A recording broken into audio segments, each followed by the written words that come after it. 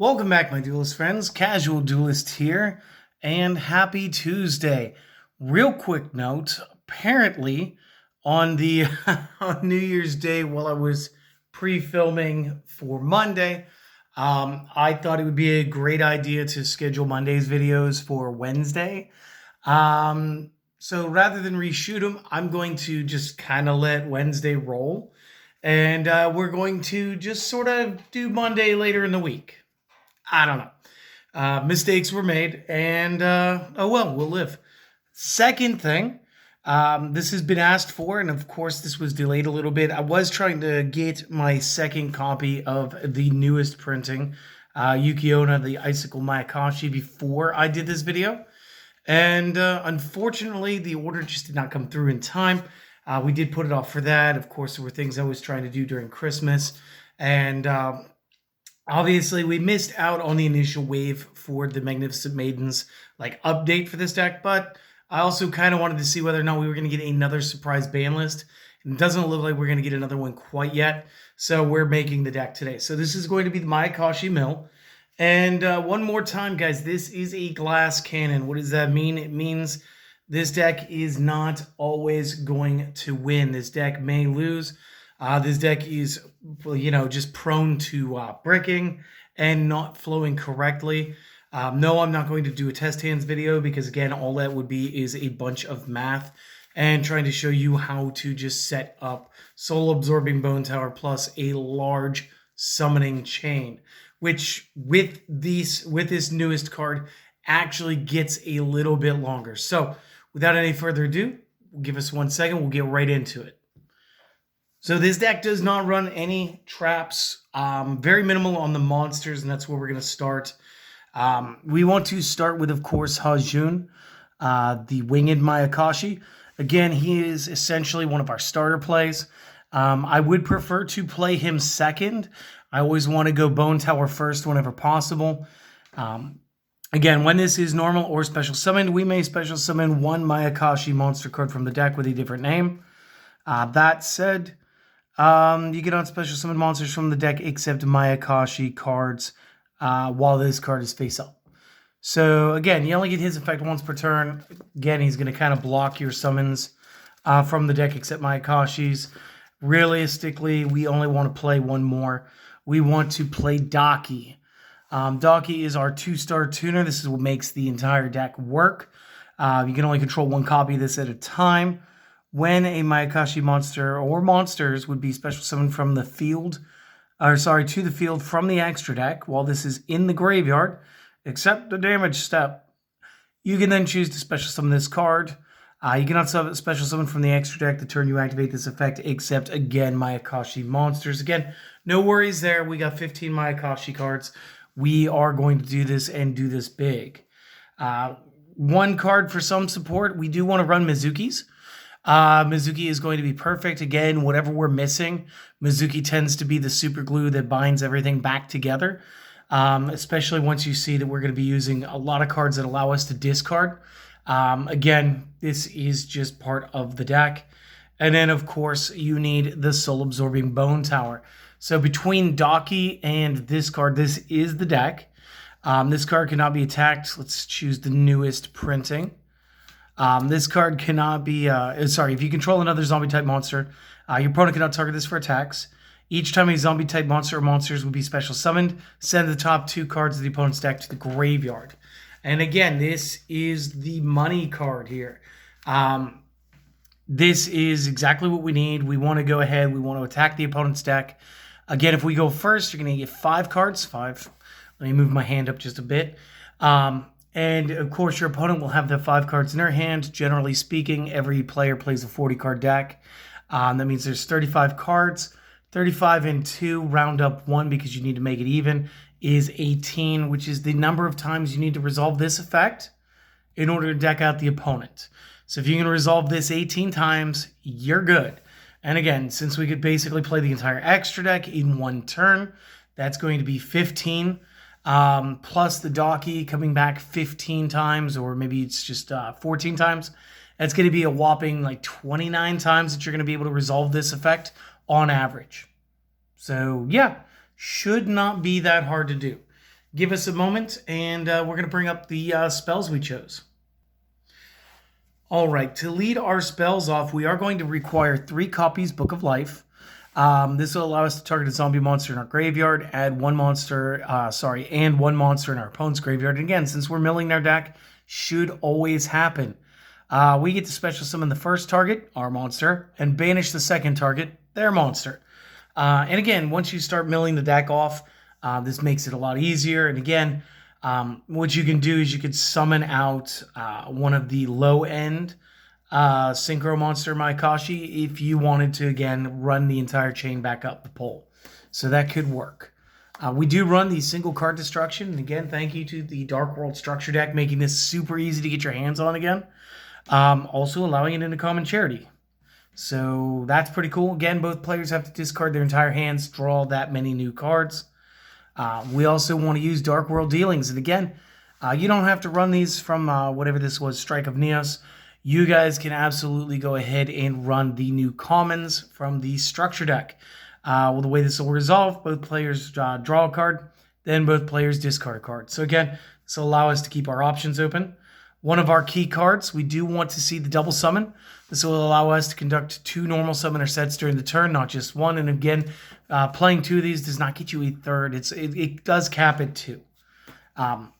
We do want to run Foolish Burial because, hey, if we accidentally discarded Daki, but we got Hajun to the field, again, somehow, like, I don't know how you do that with only having, 3 Dakis.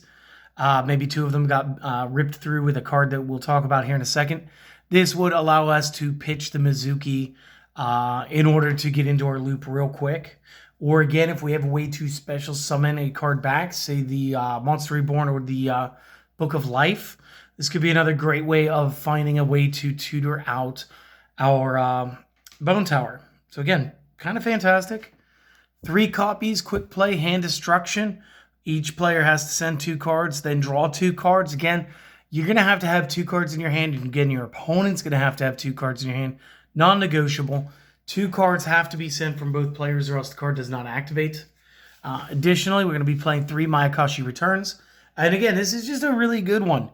You can take a Mayakashi card from the deck, accept same name, and either add it to hand or send to graveyard. You can only activate one of these per turn. And again, if you've got the double summon, if you've already got the Bone Tower, this is Hajun, so that you can go Hajun, special summon Daki, and then immediately mill 2. And then the 29 I said earlier becomes 30 special summons, 30 resolutions of the Bone Tower effect for a whopping, total of 60 cards getting milled. So again, kind of cool. You do have the single Monster Reborn, of course. It's important. The 1 Day of Peace, all players draw a card, then nobody takes damage until the end of the opponent's next turn. So again, if you do have to go into a round 2, this is a card you do want to see. Single copy 1 for 1. And again, this does require you to send a monster card from the hand to the graveyard to special summon a level 1. But again, what this will do is maybe we've got this, we've got Daki, we've got Bone Tower, summon Bone Tower, pitch something to play the Hajun for the Daki. It's an additional 2 summons. It's an additional 4 cards milled. So again, it's another great way to do things. One of the riskier plays in this deck, but again, sometimes you got to risk it for the brisket, my guy. You got to play 2 copies Desires.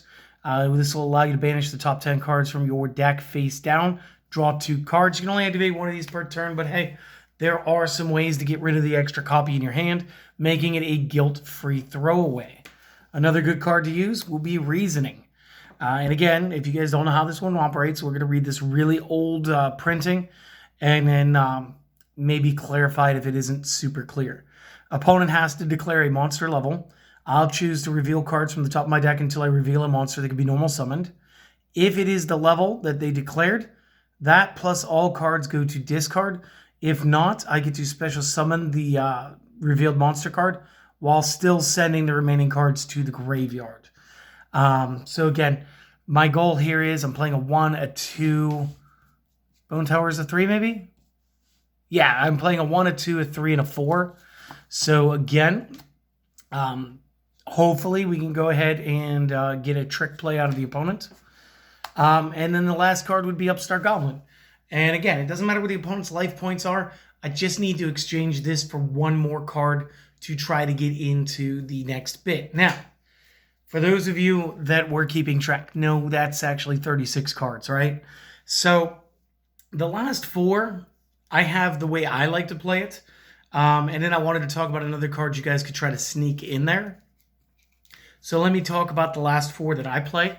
I play 2 cross-out designators, as this allows me to declare a card name, banish one of the declared card from my own main deck. If I do, I negate the effects as well as activated effects and effects on the field of monster cards or cards with the same original name until the end of the turn.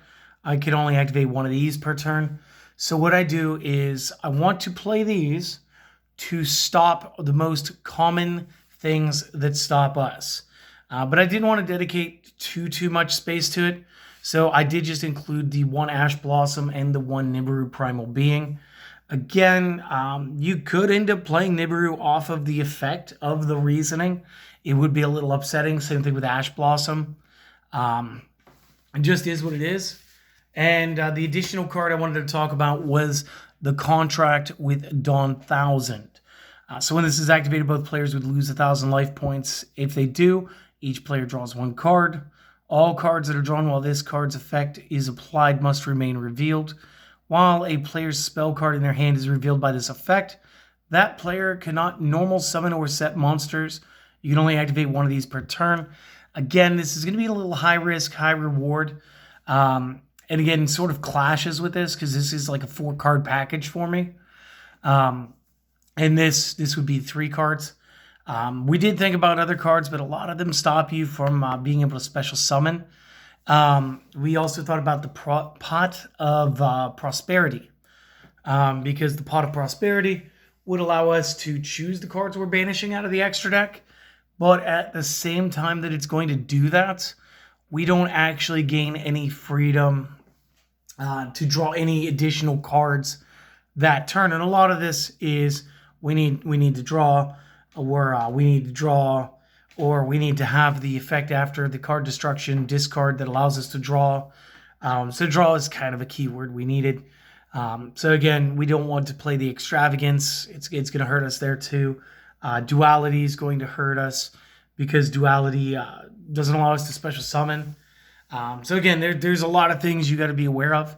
But you could possibly work this in. If you guys do, let me know how you would do that in the comment section. And then I'll be right back with the extra deck. But this one's going to be pretty simple. So hold on just a couple more seconds. And the extra deck is pretty simple and pretty straightforward. I don't need to go over all of their effects. The important part is that every time we synchro summon or link summon into a Mayakashi, that is a special summon from the extra deck, this will trigger Daki's effect. Daki will come back to us, allowing us to move on to the next stage. So Daki plus Hajun gets us to start at 3. From 3, you'll go to 5. From 5, you'll want to go to 7. So again, Tsuchigumo, you're going to play 2 Tengu, 2 Yokos, 2 Gashidokoros. Additionally, at the links, we want to play 2 copies Yuki Onna. And this was something that was sort of brought up to me, and I kind of didn't exactly cover this one properly last time. So the way this is worded, this may actually be playing a lot like, like the Rivalry of Warlords and Gozen match errata. So what I'm saying is, last time we would pitch 2 of these to summon another, this plus Daki to summon the second copy of this. And we go first copy, second copy, third copy real quick. And again, now that I'm looking back at it, I don't know if that tracks so well. It does say, and all the Yuki Onnas of the extra deck say, you can only control 1 of this exact name. So, of course, Ice Mayakashi says Ice Mayakashi at a time. So I do think the new strategy moving forward, just to eliminate card sharking at all, would be running 2 of her, running 2 of the Icicle Mayakashi again. For size, I've just got the additional Ice Mayakashi chilling with me. The goal would be to go from the double summon here to 3, 5, 7, 9, 11, link 2, link 3, link 2, link 3, link 4. And the reason you're going to do this is, again, it doesn't make it's not contestable that 2 Mayakashis are going to equal this. But what happens is 2 plus zombie. We're going to use this as a link rating of 2 with Daki as a single. So we're going to go into the 3 that way. And again, we're going to use this as a single monster rather than using it as a link 3 for it. To go back down, same thing back up. And then it'll be a 3+1 for 2+ zombie monsters to go into the absolute 0. So again, this is going to be our big pathway, is to start at the lowest possible synchro and then bounce our way all the way up to the links. And then, like I said, 2, 3, 2, 3, 4 should be the appropriate play method. And this is what's going to get you where you guys need to go. And again, you don't really need to know the effects. You guys can choose to read these later. Realistically, all we needed to do was be able to summon. And then again, if you do need to rejuice the lineup, one of my favorite places to do this, I believe, was Tsuchigumo, because this is special summon from the graveyard. You can have each player send the top 3 from deck to discard. So then you could start up at the 5, and then you can go 5, 7, 9, 11, and do that again. At which point, one additional modification you could maybe make is adding like another 2 or 3 in here, so that when you do 2 lines of the synchro all the way up, you could use the big beefy 4 plus the weak 2 or whatever, or another 3, because you'll still have Daki, the tallest synchro at 11 stars, and you should have the Yuki-Onna link 4. So again, it should allow you to play out the entire extra deck. It's just the way that you want to do this. And this is my most up-to-date version. So again, guys, I hope that you enjoyed this. I hope this passes the challenge of the reboot for the umpteenth time. Again, it's a fun deck. I do enjoy this. My friends don't. But remember, play with a little bit of caution. And if you enjoyed this and you still happen to be watching this for some reason, consider giving us a like, a comment, and maybe even a subscription. Again, we're trying to get to that next level. Try to get to see more duelists, more comments in the section below. And even if you guys don't do that, do me one favor. Go out there today. Try to have a good one. Again, sort of the start of the week still. Still enough time. Maybe you didn't have a great Monday. Maybe you didn't. Everything fell wrong. Well, today is Monday part 2. So just go out and give it another go, and hopefully it happens for you this time, all right? So I hope to see you guys again later, and peace.